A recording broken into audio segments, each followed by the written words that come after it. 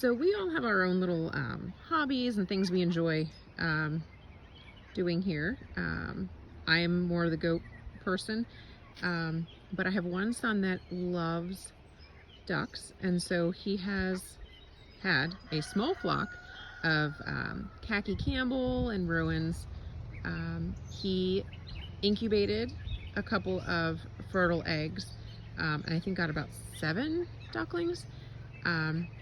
And then he let one of his hens go broody, and she managed to hatch 11 ducklings. And she's not gonna let me get close enough, but they are the cutest stinking things. And she just takes them out here, and there's 11 of them, and just off they go.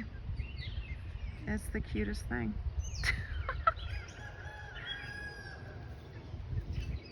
I wish she would let me get close enough.